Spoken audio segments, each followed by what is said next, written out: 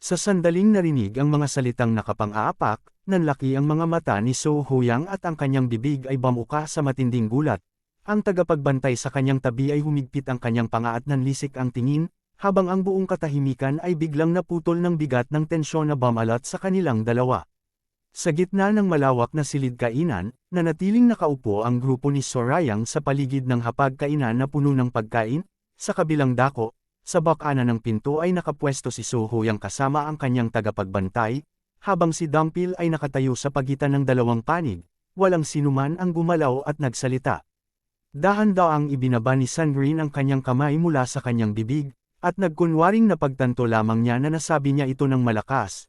Mahina at tila walang halong pagsisisi ay humingi siya ng paumanhin, sinabing hindi niya namalayan na naririnig pala siya ng lahat, at nakiusap na kalimutan na lamang ang kanyang mga binigkas. Lumapit ng mabilis si So Huyang, ang kanyang mukha ay namumula sa galit habang itinuturo si Sandrine. Mariin niyang tinanong kung alam ba nito ang bigat ng kanyang sinabi at kung anong ginawa niya. Sa kabila nito, mahinahon lamang sumagot si Sandrine at inulit na humingi na siya ng tawad. Hinarap ni Sandrine ang galit ni So Huyang at ipinaliwanag ang kanyang panig. Sinabi niya na dahil naging walang galang ito sa simula, ay nararapat lamang na sumagot din siya ng parehong paraan. Idinugtong pa niya na sa ganitong paraan ay magkapantay na silang utang at walang naitanggi sa isa't isa. Lalong uminit ang ulo ni So Huyang, halos mawalan siya ng kakayahang magsalita dahil sa galit. Ang kanyang mga ngipin ay magkiskisan at ang kanyang kamay ay nanginginig habang nakaturo kay Sandrine, na ang kanyang mukha ay puno ng pagkainis. Gusto pa niyang magbitiw ng salita ngunit tila napipigilan lamang siya ng sariling damdamin. Biglang humakbang ang tagapagbantay pasulong at tumayo sa harapan ni So Huyang. Sa ngalan ng kanyang ginang ay humingi siya ng paumanhin sa mga ginawang asal, at tinanggap na si So Huyang ang nagkamali at may pagkukulang sa kanilang pakikipag-usap. Gayunpaman, may diin pa rin sa kanyang tinig na tila may mas malalim na dahilan pa ang kanyang pagkilos. Habang nagsasalita, dahan-dahan at tahimik na inilabas ng tagapagbantay ang hawakan ng kanyang sandata mula sa kanyang tabi. Buong tapang na humarap ang tagapagbantay at iginuhit ang kanyang mahabang espada na kumislap sa liwanag ng silid. Malinaw at matatag niyang sinabi na hindi niya maaaring palampasin at hayaan lamang ang pang-aapak na ginawa laban sa pinuno ng Steel Blood Fortress. Sa harap ng biglaang paglabas ng sandata, napahinto si Sandrine at napahawak sa kanyang pisngi habang may butil ng pawi sa kanyang pisngi. Sa kanyang isip ay inamin niya sa sarili na nagkamali nga siya at lumagpas sa hangganan. Ngunit sa likuran ay may mahinang boses na sumagot ng hindi.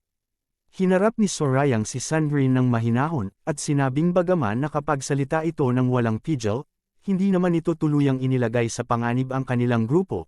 Sa sagot naman ay napangiti si Sandrine at parang bata na sumang-ayon, na tila gumaan na ang kanyang pakiramdam sa kabila ng tensyong namayani kanina. Sa kabilang dako, si So Huyang at ang kanyang tagapagbantay ay nakatitig ng matindi sa bagong dumating na figura. Sa isip ng tagapagbantay ay nagtanong siya ng may pagtataka kung sino ba ang lalaking ito, hindi man lang ito napansin kanina, at bigla na lamang itong lumitaw sa gitna ng usapan. Habang nakatayo ng tuwid sa gilid ng hapagkainan, napagtanto ng tagapagbantay na hindi niya namalayan ang pagdating at presensya ni Sorayang hanggang sa sandaling ito lamang. Kahit siya ay isang bihasang mandirigma, tila naglaho ang bakas ng lakas at chi ni Sorayang sa hangin. Sa isang iglap ay kumabog ng mabilis ang dibdib ng tagapagbantay habang tumitig ng maigi kay Sorayang. Sa kanyang isip ay kinilala niya na bagaman tahimik lamang ito at walang ipinapakitang banta, ay tiyak na ito ay isang martial master na may napakataas na antas ng galing at lakas, higit pa sa inaakala nila kanina pa. Lumingon si Sorayang at ipinahayag ang kanyang kaisipan, mas mainam sana kung hindi sila nagkatagpo sa ganitong paraan. Ngunit dahil ito na ang nangyari ay kailangan na nilang harapin ang kahit anong magiging kahihinatnan. Muli na sanang magpaliwanag ang tagapagbantay at sinabing hindi niya kilala si Sorayang, ngunit dahil sa insultong ibinato laban sa pinuno ng kuta ay hindi niya ito palalampasan, ngunit agad na tinawag ni Sorayang si Dumpil sa pangalan, at sumagot ito ng mabilis at may paggalang bilang kanyang guard leader. Nagbigay ng utos si Sorayang kay Dumpil na tawagin at ilabas ang lahat ng kanilang kasamang nagtatago sa paligid. Agad na kumilos si Dumpil at tumakbo patungo sa bubong at mas malalim na bahagi ng gusali. Sa pagtalo ni Dumpil paitaas, nagulat ang tagapagbantay at halos mapabulalas habang sinusubukang sundan ang kilos nito gamit ang kanyang tingin, ngunit sa bilis at husay ng kilos ay halos mawala ito sa paningin, at ang kanyang tanong kung nasaan na ito ay nawala ng sagot sa gitna ng gulo at ingay. Sinubukan ng tagapagbantay na igalaw ang kanyang espada, ngunit laking gulat niya nang mapansin na tila nakagapos ito at hindi makilos ng maayos. Sa kanyang isip ay napabulalas siya na hindi niya maigalaw ang kanyang sandata, at tila may di nakikitang puwersa ang humahadlang sa daanan ng kanyang lakas at chi. Sa kanyang likuran ay nakatayo si Sorayang na napapaligiran ng mapulang liwanag at dalisay na chi. Sa isip ng tagapagbantay ay napagtanto niya na may pumipigil sa daanan ng kanyang espada at lakas, at hinala niya na ginagamit ni Sorayang ang isang void capturing object, isang bihirang at makapangyarihang kagamitan na kayang pigilan ang daloy ng chi at galaw ng kalaban. Napagtanto ng tagapagbantay na si Sorayang ay higit pa sa inaakala, siya ay isang kalabang hindi niya kayang talunin sa anumang paraan. Sa kanyang isip ay tumakbo ang matinding takot at pag-aalala para sa kaligtasan ni So Huyang, kaya't buong lakas siyang sumigaw at inutusan si So Huyang na tumakas na agad habang may pagkakataon pa. Ngunit bago pa man makagalaw si So Huyang ay mabilis na lumapit si Sorayang at mabilis na pinatulog. Sa mahinahon ngunit matatag na tinig ay tumugon siya ng isang simpleng pagtanggi, hindi ito makakaalis ng madali. Sa isang iglap ay gumalaw si Sorayang nang walang kahirap-hirap, at natamba si So Huyang sa sahig. Agad na sumigaw ang tagapagbantay si So Huyang, habang humahakbang pasulong, puno ng pagmamadali upang iligtas ang kanyang ginang. Sa matinding galit ay itinaas ng tagapagbantay ang kanyang espada at sumugod ng buong lakas kay Sorayang. Ang kanyang tinig ay puno ng galit at banta habang tinatawag ang pangalan ni Sorayang, at ang talam ay kumislap sa liwanag habang itinutulak niya ito ng mabilis at mapanganib. Ang espada ay hamampas ng may napakabilis na bilis. Sa gitna ng atake, sinalo lamang ni Sorayang sa kamay ang espadang patungo sa kanya, kasabay nito ay nagkaroon ng malakas na pagsabog ng liwanag, at ang alikabok ay lumipad sa paligid dahil sa lakas ng kanilang pagtatagpo, habang si Sorayang ay nanatiling nakatayo ng matatag sa gitna ng hampas.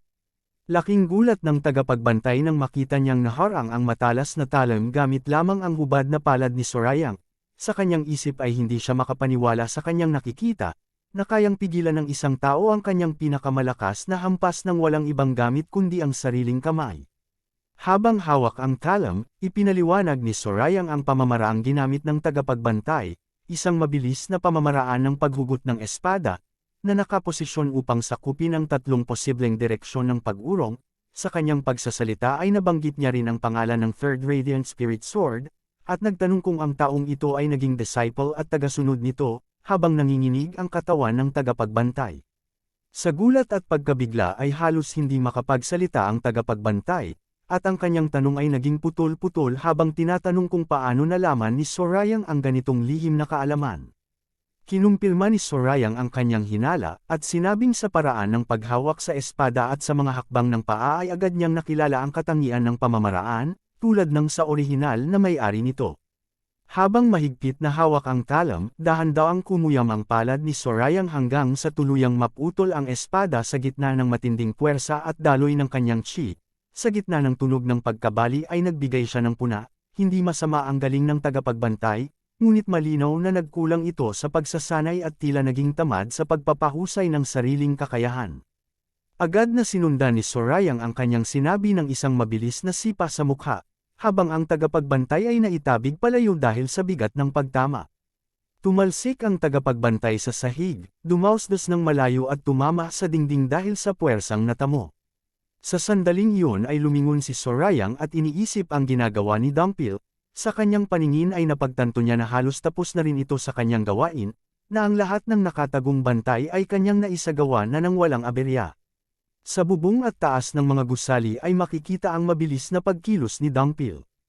Ang bawat hakbang ay magaan at tumpak, at sa kanyang isip ay kinilala ang galing ni Dumpil, na hindi ito nagsasayang kahit kay titing na lakas kahit kinailangang harapin at patahimikin ang halos 50 bantay nang hindi gumagamit ng demonic energy, sa halip ay umaasa lamang ito sa dalisay na sining ng pakikipaglaban.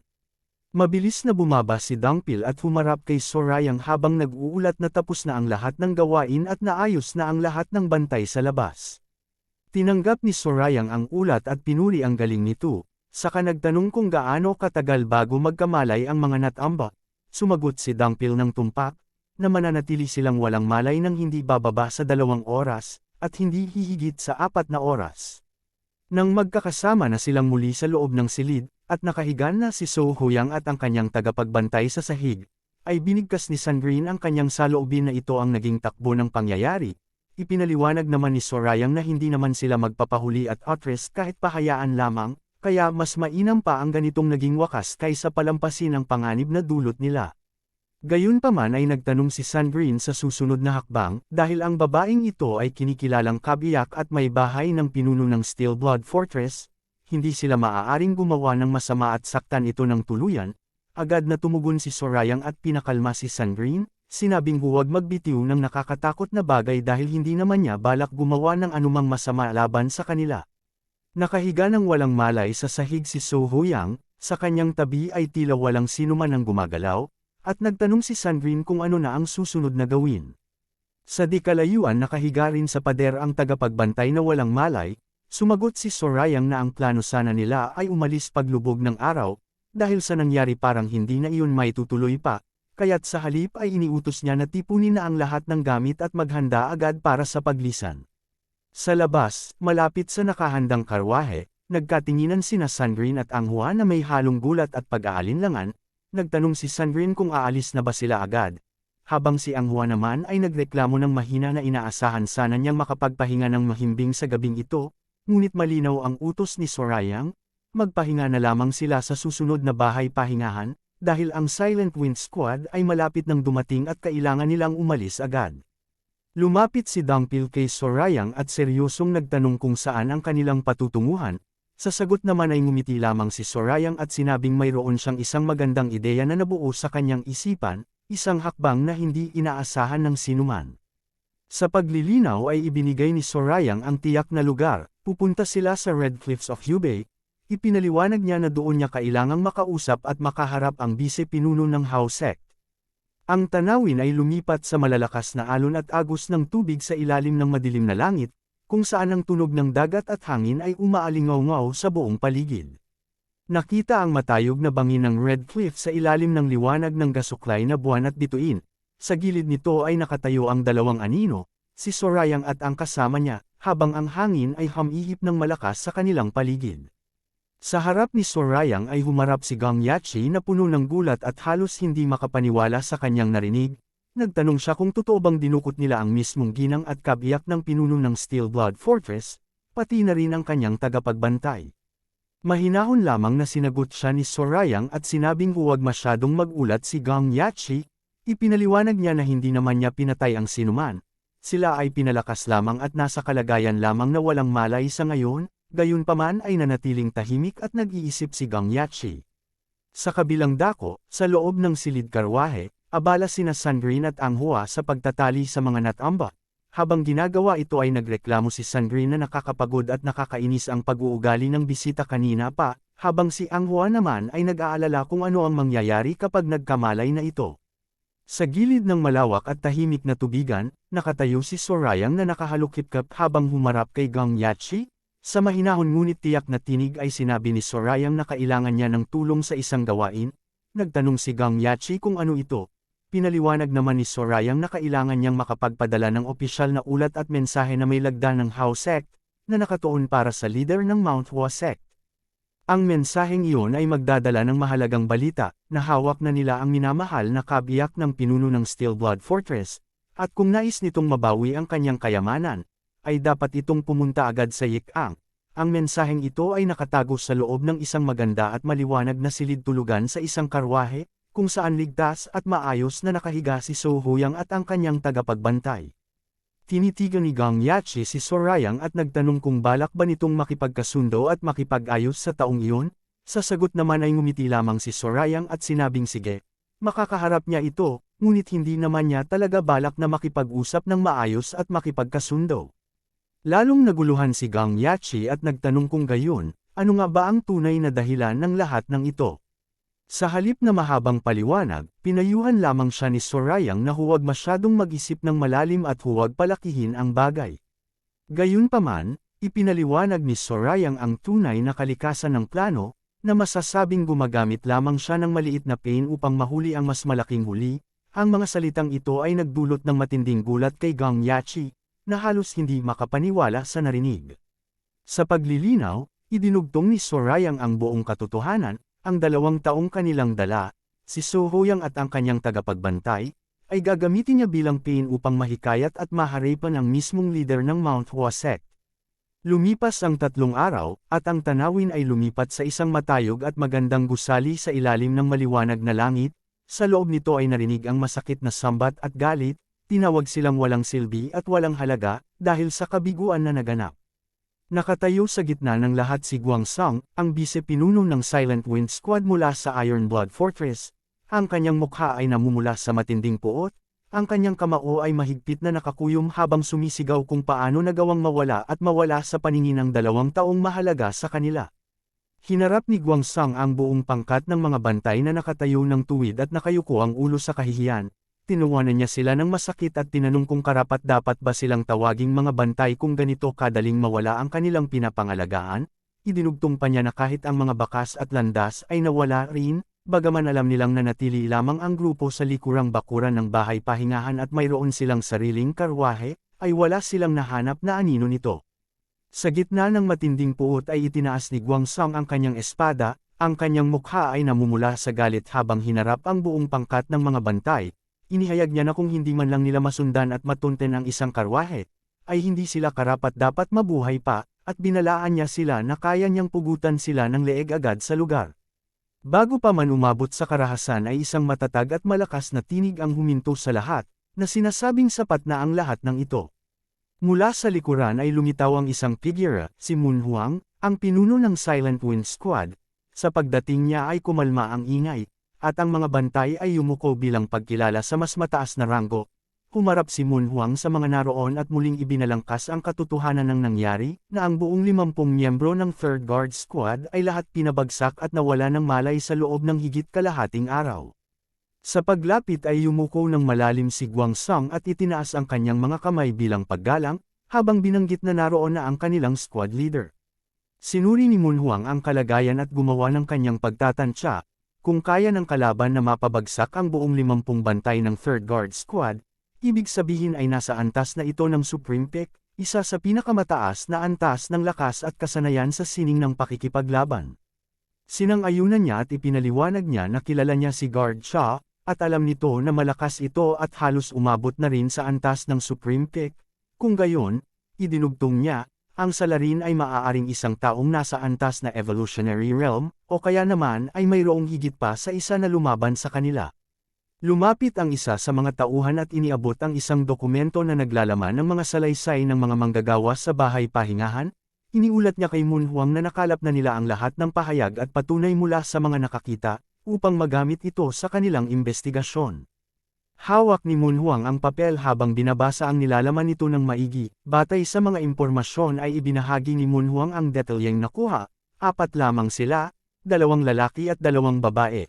Ang 2 lalaki ay mukhang malalakas at mahusay ang pangangatawan, samantalang ang mga babae naman ay payat at miislang tingnan.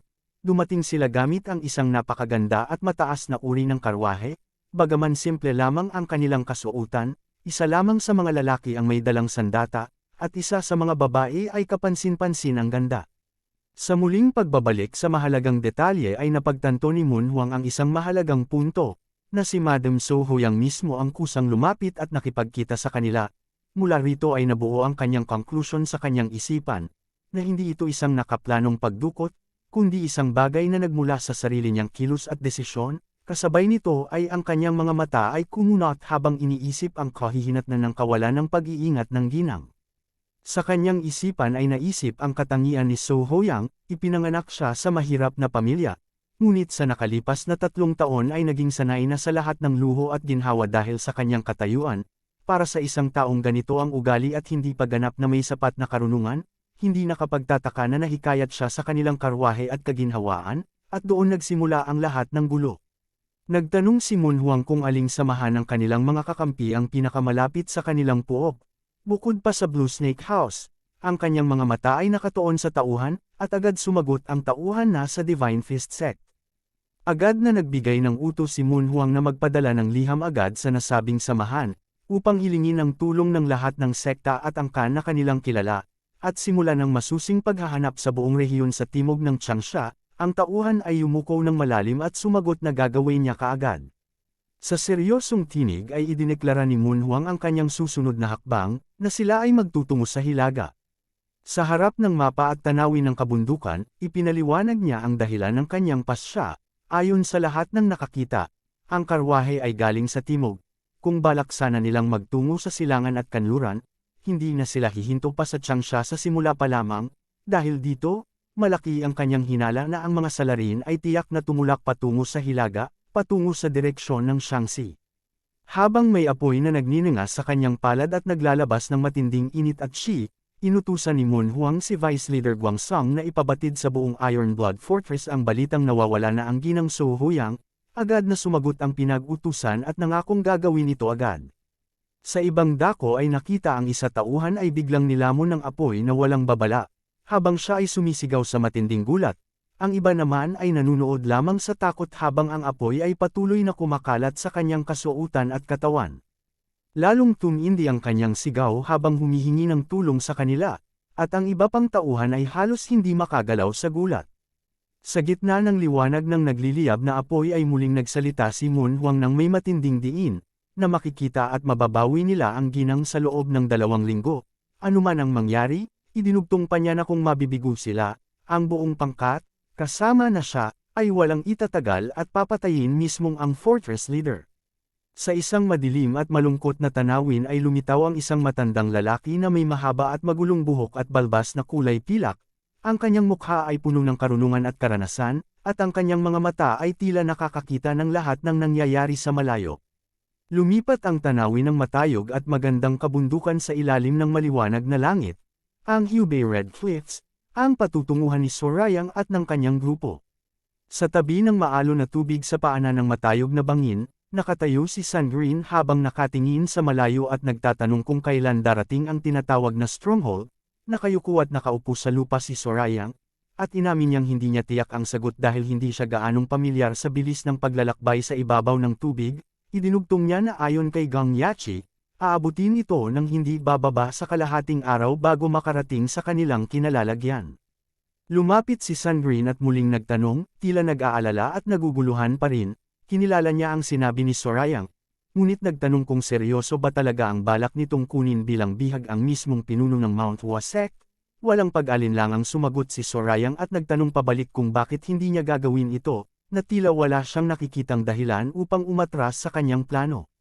Ipinaliwanag ni Sorayang ang bigat ng kanilang gagawin, ipinaalala niya na ang Mount Hua Sect ay isa sa Great Nine Sects. Nakapantay lamang ng Wudang Sect pagdating sa galing at kasanayan sa sining ng espada at paggamit ng chi. Idinugtong niya na ang paghawak sa pinuno ng ganitong samahan ay ibang-iba at mas malalim na panganib kumpara sa paghawak lamang sa isang ginang at kabiyak ng pinuno ng kuta. Yumupo ng dahan-dahan si Sandrine sa tabi ni Sorayang at muling tinanong kung tunay bang malinaw sa kanya ang lahat ng gagawin at ang mga kahihinatnan nito. Tumingin si Sorayang ng diretso at tiyak ang sinagot na oo, na alam niya ng buong-buo ang kanyang ginagawa. Tumingin si Sorayang kay Sandrine at inamin na alam niyang madalas siyang nagdulot ng gulo noon dahil sa kawalan ng maingat na pag-iisip, ngunit tiniyak niya na hindi ito mangyayari sa pagkakataong ito. Sa kabilang banda, umiling lamang si Sandrine at sinabing marahil ay hindi na siya dapat magtanong pa, dahil siya mismo ang naging dahilan ng gulo nang magsalita siya ng walang pag-iingat sa harap ng ginang ng Steel Blood Fortress. Agad na sumagot si Sorayang at sinabing huwag niyang isiping ganon, dahil sa katotohanan ay naging mas madali pa ang lahat dahil sa pinanggalingan at kalagayan ni Sandrine. Nagulat ng bahagya si Sandrine sa sinabing ito. Tinanggap ni Sorayang ang paliwanag at sinabing ituring na lamang niya ang lahat bilang isang maliit na pangyayari na hindi dapat bigyan ng labis na halaga. Ngunit sa isipan ni Sandrine ay sinabi niya na siya lamang ang tatawag sa ganitong malaking gulo na maliit na insidente. Sa katahimikan ay muling nagsalita si Sorayang at nagtanong kung nais bang magsanay habang hinihintay ang pagdating ng iba. Sumagot naman si Sandrine ng may halong panghihinayang at sinabing sana ay nanatili na lamang siya sa kanyang kinalalagyan noon. Tumayo si Sorayang at muling nagsalita ng may pagmamalaki, na ipinaalala kay Sandrine na isang martial master na nasa antas ng Ultimate Demon Realm ang nag-aalok na turuan siya, isang pagkakataon na dapat sana ay pasalamatan ng buong puso at harapin ng may pagpapakumbaba. tumingin lamang si Sandrine at sinabing maganda ang sinasabi nito para sa sarili, at sumang-ayon na simulan na ang ehersisyo upang maging handa at malakas bago sila sumakay sa bangka at magpatuloy. Habang nagsisimula ang kanilang ehersisyo, ipinahayag ni Sandrine na ang pagpapawis at pagsasanay ay hindi naman nagbibigay sa kanya ng pakiramdam na sariwa at magaan ang pakiramdam. Agad naman siyang sinaway ni Sorayang at sinabing tumahimik na lamang ito at lumusab sa kanya gaya ng inaasahan sa isang mag-aaral. Kasabay nito ay mahigpit na pagkayem ng kamay ni Sandrine habang hinahawakan ang dulo ng kanyang balabal. Tumayo ng tuwid at buong handa si Sandrine sa gitna ng damuhan, habang ang hangin ay hamihip sa mahaba niyang buhok at lelayan ng kanyang mahabang kasuotan, mahinahon niyang sinabi na sige, susubukan muna niya ng banayad lamang ang kanyang atake. Sa sandaling humakbang siya at kumilos, agad na nagpaalala si Sorayang na huwag itong tawaging banayad dahil alam niyang hindi ito magiging simple lamang. Sa isang iglap ay sumugod si Sandrine ng may pambihirang bilis, na may kasamang matinding alon ng chi at asul na liwanag ng chi sa bawat kilos. Nagulat pa si Sorayang habang umiiwas ng mabilis, at ang lakas ng hagupit ay hamampas sa hangin na humihiwa sa espasyo. Sa kanyang pag-iwas ay lumabas ang isang maikling bulalas ng gulat mula kay Sorayang, hindi niya inaasahan ang ganitong bilis at lakas mula sa sinabing magiging banayad lamang na atake. Ang kanyang mga mata ay nanlaki habang sinusuri ang bawat galaw ni Sandrine. Habang patuloy na umaatake si Sandrine, napagtanto ni Sorayang na matagal na palang itinatago ni Sandrine ang ganitong antas ng kasanayan at pamamaraan ng pakikipaglaban. Sa kanyang isip ay humanga siya sa lihim na galing na nakatagos sa likod ng mahinahong anyo ni Sandrine. Habang patuloy na umiiwas sa mga ataking pinakawalan ni Sandrine patungo sa kanya, masusing sinuri ni Sorayang ang kakayahan ni Sandrine. Napansin niya na ang kanyang pamamaraan ng pakikipaglaban ng walang sandata ay napakataas na antas, na kahit ang sariling kapatid nito ay hindi makakatapat sa lakas at tumpak na hagupit ng kanyang mga kamao, idinugtong pa niya na bagaman hindi pa ganap na pino at malinis ang daloy ng kanyang chi, ang likas na talino, kakayahang lumikha ng sariling estratehiya, at bilis ng pagtugon ay talagang kahanga-hanga at pambihira. Kasabay nito ay mabilis na naghanda si Sorayang sa kanyang ataking kamao na may kasamang pulang chi sa kanyang mga kamay. Sa huling sandali ay nanlaki ang mga mata ni Sandrine sa biglaang pagbabago sa pangyayari. Nagpakawala si Sorayang ng isang malakas na suntok na puno ng nagniningas na pulang chi, ngunit mabilis na nakaiwas si Sandrine sa atake sa pamamagitan ng paglukso ng mataas at pagbaluktot ng katawan. Agad siyang bumaba at damapo ng magaan sa pader, at mula roon ay muling sumugod ng walang pag-atubili. Habang nakatingin sa galaw ni Sandrine, napagtanto ni Sorayang sa kanyang sarili na kahit hindi iyon ang pinakamabilis na anyo ng Lightning Bolt Fist, ay nagawang makaiwas pa rin ito ng mahusay. Inamin niya sa isipan na ang galing ni Sandrine ay higit pa sa inaakala niya, at talagang naging mas mahusay ito kaysa sa kanyang inaasahan. Muling sumugod si Sandrine patungo kay Sorayang ng mabilis ng walang pag-aatubili. Kasabay nito ay nagpakawala si Sandrine ng isang malawak na suntok ng sabay-sabay na puno ng malamig at maningning na asul na chi. Hinarap ito ni Sorayang gamit ang sariling braso habang napansin niya ang pambihirang katangian ng lakas na ito, na naglalabas ito ng napakalakas na cold energy. Masusing tiningnan ni Sorayang ang mukha ni Sandrine habang patuloy itong umaatake ng buong lakas, at nakita niya ang matinding diin at pokus sa kanyang mga mata, na tila ibinubuhos ang lahat ng natutunan sa bawat galaw. Sa gitna ng palitan ng atake ay napagtanto ni Sorayang na ang panloob na chi at internal energy na inilalabas ni Sandrine ay napakalakas at malamig, kaya't pati ang mamasamasang hangin sa paligid ay nagsisimula ng magyelo at maging matigas na yelo. Kasabay nito ay mabilis siyang nagkontra-atake patungo kay Sandrine na mabilis ding nakaharang ni Sandrine ang suntok na pinakawalan ni Sorayang sa kanya. Dahil sa lakas ng suntok ay hindi na napigilan ni Sandrine may tulak palayo, at napilitang umatras habang napadaing sa sakit at puwersa ng pagtama, gayunpaman ay nanatili siyang nakatayo at hindi natamba, bagaman halatang tumalab na rin ang lakas ni Sorayang. Nakakuyom si Sorayang sa kanyang kamao at sinabing sa tingin niya ay sapat na ang pagsasanay sa ngayon. Nagulat naman si Sandrine at nagtanong kung bakit, dahil akala niya ay nais pa nitong mapawisan ng husto at sinabing ang ginawa lamang nila ay pagpapainit pa lamang ng katawan, bagaman may patak ng pawi sa mukha ni Sorayang, nanatili siyang kalmado at tiyak na tapos na ang sesyon. Nakatayo si Sorayang habang nakatingin ng matalim kay Sandrine, sa kanyang tono ay may halong pagtataka. tinanong niya kung bakit itinago ni Sandrine ang ganitong antas ng kasanayan at lakas. Walang pag-aatubiling sumagot si Sandrine at sinabing hindi naman niya ito itinago, hindi lamang ito nagkaroon ng pagkakataong makita ng iba. Lumapit si Sorayang at itinuro ang galing na ipinakita nito, at muling nagtanong kung saan natutunan ang ganitong pamamaraan ng pakikipaglaban, na tila umabot na sa sukdulan ng pinnacle of punches. Agad naman itong tinanggihan ni Sandrine at sinabing huwag siyang purihin ng labis at magkunwari lamang na humahanga, dahil hindi niya kailangan ng ganoong uri ng papuri. Nagpatuloy si Sorayang at nilinaw na seryoso siya sa kanyang tanong, at idinugtong ang mas mahalagang katanungan, kung ganoon siya kalakas at mahusay, paano nagawang mahuli ng mga tauhan mula sa Beast Palace? Sa tanong na ito ay biglang namula ang mukha ni Sandrine sa iniis, kumuyam ang kanyang mga kamao, at tila nais na siyang sumagot ng may galit, ngunit napigilan lamang ito ng kanyang sariling pagpipigil. Ikinross ni Sandrine ang kanyang mga braso sa harap ng dibdib at mahinahong ipinaliwanag na ang kanyang mga galaw ay pinagsama lamang mula sa iba't ibang maliliit na pamamaraan at aral na natutunan niya sa mahabang panahon. Sinabi niyang wala itong dapat ikagulat. Habang nakatingin sa kanya, napagtanto ni Sorayang sa kanyang sarili ang laki ng kahalagahan ng kanyang sinabi. Sa kanyang isip ay inisip niya, ang pagsasama-sama ng iba't ibang pamamaraan na natutunan mula pa noong bata pa ay hindi isang bagay na kayang gawin ng karaniwang tao lamang. Ito ay nangangailangan ng matalas na isip at malalim na pag-unawa. Napansin din niya na sa bawat hagupit ni Sandrine ay walang pag-alinlangan at pag-aatubili, na nagpapatunay na buong tiwala siya sa sariling lakas at kasanayan. Ang bawat kilos ay puno ng katiyakan at kontrol sa daloy ng sariling chi. Sa kanyang alaala ay muling lumitaw ang larawan ng nakaraang sagupaan, kahit noong nasa ilalim pa siya ng impluwensya ng hypnosis. Ang pamamaraan ng kamay at hagupit ni Sandrine ay nanatiling kahanga-hanga at napakahusay pa rin. Sinabi ni Sandrine na kung tapos na ang kanilang usapan at ehersisyo, ay magpapahinga na siya.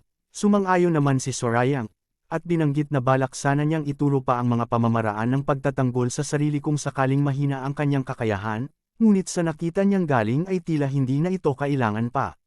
Sa sagot naman ay nagtanong si Anghua ng may halong pagtataka at kuryosidad, kung si Sorayang ay dapat na maging kanyang bantay at tagapagbantay, bakit naman ito magtuturo pa sa kanya ng sining ng pakikipaglaban? Ang tanong na ito ay nagdulot ng katahimikan at pagkalito kay Sorayang, na naiwang nakanganga at tila hindi agad nakasagot. Sa liwanag na kulay rosas at ginto ay lalong lumitaw ang mukha ni Sandrine, na ngayon ay may halong pamumula at kakaibang liwanag sa kanyang mga mata. Buong tapang at malinaw niyang sinabi na sa halip na siya ang turuan, si Sorayang ang dapat na maging tagapagtanggol at mag-ingat sa kanya. Sa halip na sagot ay tumawa lamang si Sandrine ng mahina at masaya, habang mabilis na lumalayo at nagtatakbo palayo na parang batang masaya. Naiwan si Sorayang na nakakunot pa rin ang noo at nagtataka sa biglaang pagbabago ng ugali ni Sandrine, ngunit sa kanyang isipan ay nabuo ang isang conclusion, sa galing at kakayahang ipinakita ni Sandrine ay malaki ang maitutulong niya at magiging napakahalagang kasama sa kanilang darating na mga hamon at gawain. Sa gitna ng malinaw na tanawin ay lumitaw ang isang kilalang sagisag, isang 3 talas na simbolo sa loob ng bilog, na sumisimbolo sa kapangyarihan ng mga namumuno sa ilog. Nakatayo sa pampang sa paanan ng matayog na kabundukan at gilid ng malinis na ilog sina Sorayang at Gang Yachi, nakatingin sila sa isang malaking barkong papalapit, at nagtanong si Sorayang kung ito na ba ang hinihintay nilang sasakyan at puwersa. Ipinaliwanag naman ni Gang Yachi na ito ang River Lord's Water Stronghold, na nakalagay sa ikalawang ranggo sa 36 na kuta sa kahabaan ng Yangtze River. Habang lumalapit pa ang sasakyang pandagat, idinugtong ni Gang Yachi na ang kuta na nasa unang ranggo ang siyang may ganap na kapangyarihan sa buong ilog ng Yangtze. Sinabi rin niya na ipinadala ng pinuno rito ang pinakamahusay na pangkat na kaya nilang ipadala. Lumapit ng bahagya si Sorayang at nagpasalamat sa tulong at paghahanda. Sumagot naman si Gang Yachi ng may paggalang at pagtanggap. Sa sandaling dumapo ang barko sa pampang, bumaba ang isang matipunong lalaki habang binati ang kasamang nasa lupa. Sinasabing matagal na silang hindi nagkita bilang vice leader? Sumagot naman ito at sinabing matagal na nga ang lumipas mula noong huling pagtatagpo nila. Ang dumating ay walang iba kundi si Yang Yu, kilala bilang Flying Heavenly Water Ghost at pinuno ng River Lord Water Stronghold. Ipinaliwanag niya na hindi siya nakapag-ugnayan noon dahil sa labis na pagiging abala, at inanyayahan niya si Gang Yachi na magkita at uminom ng magkasama sa ibang pagkakataon upang makapagkwentuhan. Tinanggap ni Gang Yachi ang paanyaya ng may paggalang at sinabing malaking karangalan para sa kanya ang ganitong pagkakataon. Tumingin si Yang Yu sa buong pangkat na nakatayo sa harap niya, kasama sina Sorayang, Anghua, at iba pa, at nagtanong kung sila ba ang mga inanyayahang bisita. Sinagot naman ni Sorayang na oo, at ang buong pangkat ay magkasamang sasama at tatanggap ng kanilang tulong at pagtanggap. Sinuri ni Yang Yu ang mga kasama at binanggit na nakikita niya ang dalawang lalaki at isang magandang dalaga, at tila mayroon pang iba sa kanilang grupo. Sa pagtingin niya kay Sandrine, napahinto siya sandali at humanga. Sinabi niya na ang ganda ni Sandrine ay sapat na upang magamit pa bilang isang uri ng sandata sa sarili nitong karapatan. Nagulat naman si Sandrine at si Anghua, at nagtanong ng may pagtataka kung ano ang ibig sabihin ng sinabi nito. Nagsalita si Gang Yachi ng mahinahon, sinasabing ang sinabi ni Yang Yu ay tila hindi angkop at medyo labis. Agad na napansin ito ni Yang Yu, tumikim ng bahagya, at humingi ng paumanhin sa kanyang nasabi, habang bahagyang itinaas ang kamay bilang pagpapakumbaba. Nagpatuloy si Yang Yu sa pagpapaliwanag, sinasabing ito lamang ang unang pagkakataon na nakakita siya ng taong may ganitong antas ng kagandahan, kaya't hindi niya napigilan ang sarili, at muling humingi ng paumanhin. Sa harap niya ay nanatiling tahimik si Sorayang, ang kanyang mga mata ay nakatuon lamang kay Yang Yu at walang ipinakitang galit, ngunit tila sinusuri ang tunay na layunin ni Yang Yu. Ipinaliwanag ni Yang Yu ang kanyang kalagayan, sinasabing naroon lamang siya dahil inabisuhan siyang mahahalagang bisita ang darating, ngunit hanggang ngayon ay hindi pa rin niya nalalaman kung sino talaga sila. Sumagot si Gang Yachi at ipinaalala na nakasaad na sa liham na ang kanilang pagkakakilanlan ay dapat manatiling lihim. Kinilala ito ni Yang Yu at inamin na totoo nga ang nakasaad doon. Biglang nagbago ang tono at tindig ni Yang Yu, sa matigas at seryosong tinig ay sinabi niya na nagbago na ang kanyang isipan. Kailangan na niyang malaman kung sino talaga ang mga bisitang ito. Tinawag siya ni Gang Yachi ng kanyang ranggo bilang stronghold leader upang subukang paalalahanan, ngunit nagpatuloy pa rin si Yang Yu. Sinabi niya na sa loob ng 32 taon ng kanyang serbisyo at pamumuno, natutunan na niyang matukoy sa isang tingin lamang kung ang isang tao ay magiging sanhi ng gulo o hindi. Sa halip na sagot ay isang mahinang tawa lamang ang lumabas mula kay Sorayang, habang bahagyang nakangiti ng may halong pang-uuyam. Humarap si Yang Yu ng buong buo kay Sorayang at nagtanong ng may diin kung ano ang nakakatawa sa sinabi niya, habang kumukulot ang kanyang kilay at nagpapakita ng pag-iinis sa gawa ng bisita. Sa gitna ng buhanginan at batuhan sa pampang, sinagot siya ni Sorayang ng diretsahan at walang paligoy-ligoy.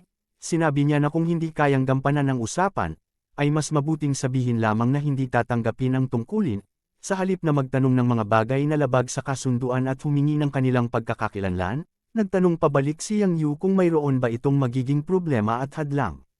Lalong naging matatag si Sorayang at sinabing iisa lamang ang kanyang tanong, gagawin ba nila ang trabaho o hindi? Ipinaliwanag ni Yang Yu ang kanyang sarili, sinasabing ninais sana niyang maging magalang at sumunod sa kagustuhan ng vice leader na kasama nila, ngunit dahil sa gawi at kilos ng mga bisita, wala na siyang ibang mapagpipilian. Sa gilid ng matarik na bangin, ang malalakas na alon ng Yangtze River ay humahampas ng walang tigil sa mga bato, na lumilikha ng malakas na ugong at puting bula habang tinatamaan ng liwanag ng araw. Sa gitna ng tensyon ay lumitaw ang isang ngisi sa labi ni Sorayang, na puno ng katiyakan at tila naghihintay lamang ng tamang pagkakataon. Biglang nagsalita si Sorayang at nagtanong ng may pagtataka at hamon kung gaano katagal kayang pigilan ni Yang Yu ang kanyang hininga sa ilalim ng tubig. Hindi agad naintindihan ni Yang Yu ang ibig sabihin nito, at nagulat lamang siya habang nakatingin kay Sorayang. Kasabay ng kanyang tanong ay biglang lumakas ang hampas ng hangin at alon sa buong pampang. Ang tunog ng paghampas ng tubig sa bato ay lalong umalangaw-ngaw.